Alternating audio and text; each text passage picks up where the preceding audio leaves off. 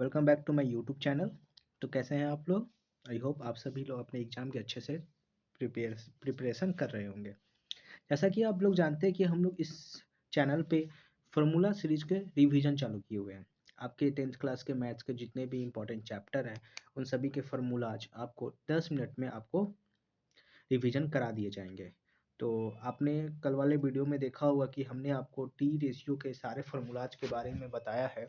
तो आज हम क्या करने तो आज हम लोग पार्टिकुलर एंगल के वैल्यू को देखने वाले हैं। ठीक है। पार्टिकुलर एंगल में आपको अच्छे से पता है कि 0 डिग्री हम देखेंगे, 30 डिग्री देखेंगे, 45 डिग्री देखेंगे, 60 डिग्री देखेंगे, 90 डिग्री देखेंगे। ओके, इन सभी के वैल्यू हम लोग देखने वाले हैं। लेकिन उससे पहले आपको मैं कुछ कॉन्सेप्ट देना चाहूँगा। वो कॉन्सेप्ट कौन कौन से हैं आइए देखते हैं। चलिए, ये देखिए, आपको मैं ये बताना चाहता हूँ कि आपको पता है कि प्रोटेक्टर में 90 डिग्री, ये 0, ये 90 और ये पूरे के पूरे आपको अच्छे से पता है ये कितने हो जाएंगे बच्चे, 180 डिग्री। ठीक है, क्लियर? इतना तक तो आपको पता ही होंगे। ठीक है, आगे चलते हैं। तो आगे मैं आपको ये बोलना चाहता हूँ कि बच्चे, जैसे मान लेते हैं कि कोई एक सर्कल है, कोई एक सर्कल है। ठीक है, ये क्या है? एक मिनट, ये क्या है? कोई एक सर्कल है। ठीक है, मैं इसको क्या कर रहा हूँ, 4 पार्ट में डिवाइड कर दे रहा हूँ। मैं इसको क्या कर रहा हूँ, 4 पार्ट में डिवाइड कर दे रहा हूँ।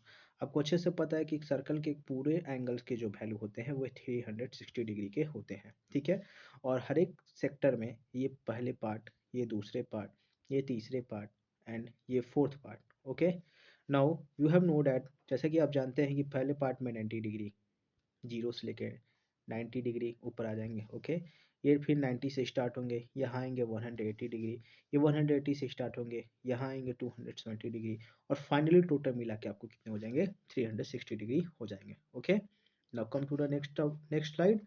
देखिए, आज जैसा कि आपको पता है कि हमारे पास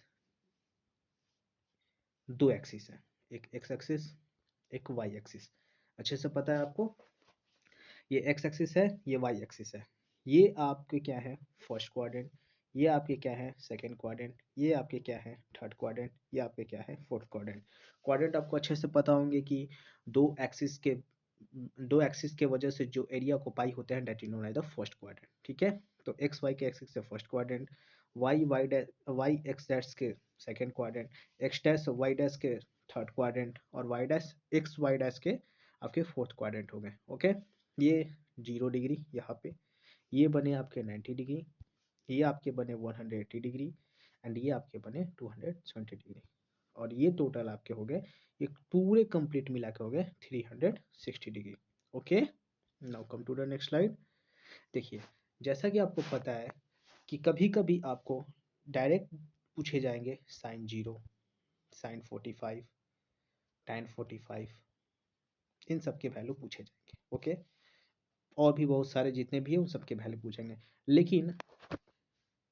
लेकिन अगर आपको डिग्री लेकिन अगर आपको बच्चे, अगर ये सारे वैल्यू आपके पाई के रिस्पेक्ट में पूछ दे तो, इफ सपोज दैट अगर मैं आपको बोलूँ कि साइन पाई अपन 2 का वैल्यू क्या होता है, इन सपोज मैं आपको बोल दूँ कि साइन पाई अपन 6 का वैल्यू क्या होता है, तो आप क्या हो जाएंगे, हल्के से कंफ्यूज हो जाएंगे। ठीक है, तो चलिए हम इस बात को समझते हैं। देखिए, आपको ये बात पता होना चाहिए बच्चे कि पाई का जो वैल्यू होता है वह 180 डिग्री के इक्विवेलेंट होता है। इक्विवेलेंट क्या, इतना ही होते ही है। तो अगर मैं 90 डिग्री का वैल्यू निकालूं, तो अगर मैं पाई में 2 से डिवाइड कर दूं, कहने का मतलब है 180 में 2 से डिवाइड कर दूं, तो ये आपके क्या आ जाएंगे, 90 डिग्री आ जाएंगे। तो मेरा यहाँ से ये निकल के आया बच्चे कि जो 90 डिग्री जो होता है वह पाई अपन 2 का वैल्यू होता है। ओके, 90 डिग्री जो होता है वह पाई अपन 2 का वैल्यू होता है। ओके, इतना तो क्लियर हो जाएंगे। चलिए, अभी मैंने आपको बताया जो पाई के वैल्यू होते हैं वह 180 के इक्विवेलेंट होते हैं। अगर मैं क्या करूं, इस 180 में 6 से डिवाइड कर दूं, तो ये कितना आ जाएंगे बच्चे 30। तो मैंने क्या किया 30 ले आने के लिए पाई में 6 से डिवाइड किया, यानी 30 का जो वैल्यू होंगे वो पाई अपन 6 होंगे। Clear? Now come to the next. Okay, अब मैं आपको क्या कर रहा हूँ, अभी मैंने बताया पाई के जो वैल्यू होते हैं 180 डिग्री होते हैं। इस 180 में आपसे 4 को डिवाइड करा रहा हूँ, तो ये कितने आ जाएंगे बच्चे 45 आ जाएंगे। इसका मतलब ये हुआ अगर हम लोग पाई में 4 का डिवाइड कराएंगे तो वह किसके इक्विवेलेंट होते हैं 45 डिग्री के इक्विवेलेंट होते हैं। क्लियर? नाउ कम नेक्स्ट। देखिए, अगर अभी मैंने आपको फिर से बताया पाई का जो वैल्यू होते हैं 180 डिग्री के इक्विवेलेंट होते हैं। अगर मैं इस पाई में 3 से डिवाइड कर दूं, कहने का मतलब 180 में मैं 3 से डिवाइड कर दूं तो ये आपके कितने आ जाएंगे 60 डिग्री आ जाएंगे। इसका मतलब ये हुआ कि पाई बपन 3 के जो वैल्यू होते हैं वे 60 डिग्री की इक्विवेलेंट होते हैं। Clear? Now come to the next.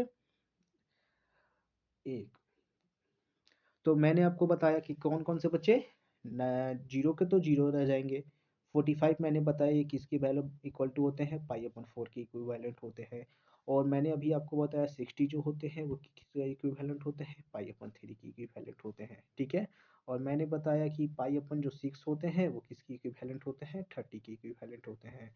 और अभी मैंने आपको बताया पाई अपन 2 जो होते हैं वो 90 की इक्विवेलेंट होते हैं। चलिए, नहीं आइए चलते हैं। देखिए, मैं आपको क्या बोलना चाह रहा था बच्चे, आप ये देख सकते हैं अच्छे से कि आपको तो ये दिए रहेंगे, ठीक है, इसके रिस्पेक्ट में आपको ये दिए रहेंगे पाई के रिस्पेक्ट में 0, 30, 45, 60, 90, 180, 220, ये इसके रिस्पेक्ट में तो दिए रहेंगे। लेकिन आपको ये मैंने बताया था ना, आपको पाई के रिस्पेक्ट में भी आने चाहिए। वो पाई के रिस्पेक्ट में क्यों क्या कहते हैं उसको, डिग्री में जो रहेंगे उसको डिग्री, और पाई के जो रिस्पेक्ट में रहेंगे उसे क्या कहेंगे रेडियंस कहेंगे। क्या कहेंगे? रेडियंस कहेंगे। आपको अच्छे से पता है एक बात कि आपको अच्छे से पता है बच्चे कि आपको जो सेंट्रल एंगल्स के जो मेजरमेंट होते हैं वे हम लोग क्या करते हैं रेडियंस चाहे स्टेरेडियन में क्या करते हैं मेजर करते हैं। तो 0 डिग्री के 0, 30 का पाई अपन 6 एंड 45 का पाई अपन 4 एंड आपको पता है 60 का पाई अपन 3 एंड 90 का पाई अपन 2 और 180 का pi. Okay, clear? Now come to the next slide. सीधे हम आते हैं ट्रिग्नोमेट्रिक टेबल पे। ओके, ट्रिग्नोमेट्रिक टेबल पे देखिए बच्चे, ट्रिग्नोमेट्रिक टेबल में आपको ये सारे बातों को समझना है। कौन कौन से बातों को समझना है? तो यही बातें हैं। कौन कौन? देखिए, आपको पता है साइन 0 0 डिग्री, 30 हाफ, 45 1/2, 60 √3/2, 91। आपको ये टेबल आपके दिमाग में होने चाहिए, तब जाके आप किसी सवाल को जल्दी से निपटा सकेंगे। नहीं तो आप टेबल याद करते रह जाएंगे, अगला बच्चा आपसे ज़्यादा स्कोर करके चला जाएगा। आपका कंपटीशन आपके बगल वाले बैठने से व्यक्तियों से है। ठीक है?